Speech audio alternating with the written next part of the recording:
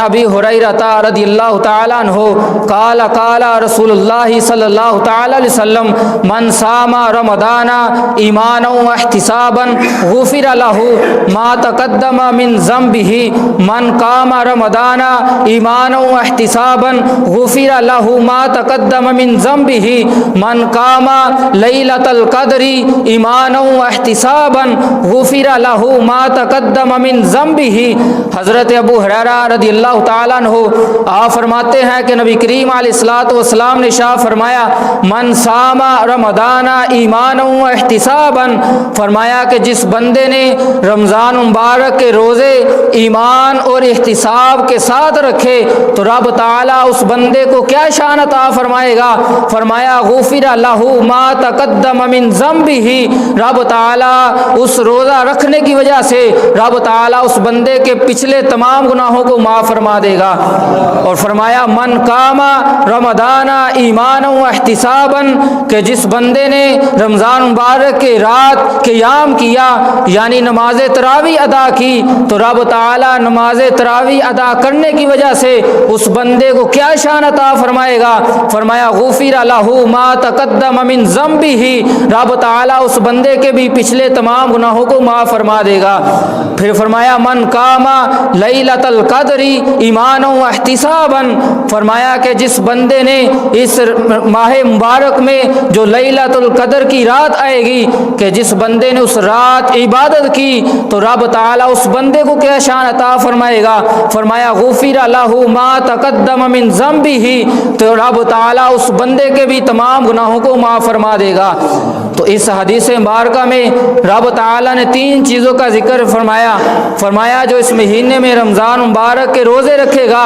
رب تعالیٰ اس کے بھی پچھلے گناہوں کو معاف فرما دے گا۔ جس بندے نے رمضان مبارک کے اندر نماز تراویح ادا کی رب تعالیٰ اس بندے کے بھی پچھلے تمام گناہوں کو معاف فرما دے گا۔ اور جس نے لیلۃ القدر کی رات عبادت کی رب تعالیٰ اس بندے کے بھی تمام گناہوں کو معاف فرما دے گا۔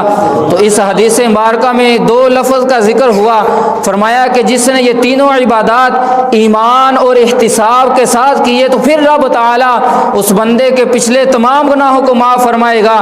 اب ایمان کا تو پتہ چل گیا کہ جو مسلمان ہوگا جو اہل ایمان ہوگا جو نبی کریم علیہ الصلوۃ والسلام کو اللہ کا محبوب مانتا ہوگا، رب ذوالجلال کی ذات کو وحدہ لا شریک مانتا ہوگا، وہ اہل ایمان جب وہ روزہ رکھے گا تو پھر رب تعالیٰ اس بندے کو یہ شان عطا فرمائے گا۔ تو احتساب کا کیا مطلب ہے؟ احتساب کا مطلب یہ ہے کہ جو بندہ ثواب کی طلب میں ثواب کو حاصل کرنے کی نیت سے جب یہ تینوں عبادات کرے گا تو رب تعالیٰ اس بندے کے پچھلے تمام گناہوں کو معاف فرما دے گا۔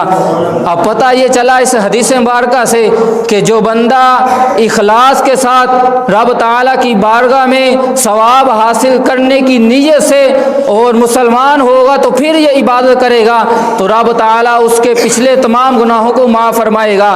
اب اگر کوئی کافر روزے رکھے گا تو اس بندے کو ثواب نہیں ملے گا کیونکہ ایمان موجود نہیں۔ اگر کوئی اہل ایمان کوئی مسلمان کسی کو دکھانے کے لیے ریاکاری کے طور پر یا کسی بیماری کو دور کرنے کی نیت سے روزہ رکھے گا تو اس کی بیماری تو دور ہو جائے گی، یا کسی کو دکھانے کے لیے جو روزہ رکھا تو جس کے لیے رکھا اس کو تو پتہ چل جائے گا کہ اس نے روزہ رکھا، لیکن جو ثواب ہے وہ رب تعالیٰ کی بارگاہ سے اس بندے کو نہیں ملے گا کیونکہ احتساب موجود نہیں۔ جب ہم رمضان کے روزے نماز تراویح اور لیلۃ القدر کی رات جو عبادت کریں گے اس کے لیے یہ ضروری ہے کہ رب تعالیٰ کی بارگاہ میں ثواب کا طلبگار بھی ہو اور پھر ایمان بھی موجود ہو۔ جب یہ دونوں چیزیں پائی جائے گی پھر وہ رب تعالیٰ کی بارگاہ میں حاضر ہو کر تراویح ادا کرے گا یا روزے رکھے گا یا لیلۃ القدر کی رات عبادت کرے گا تو پھر رب تعالیٰ اس کے پچھلے تمام گناہوں کو معاف فرما دے گا۔ اور پھر جو یہ فرمایا گیا کہ غفر له ما تقدم من ذنبه، کہ رب تعالیٰ اس بندے کے پچھلے تمام گناہوں کو معاف فرما دے گا، اس کا مطلب کیا ہے؟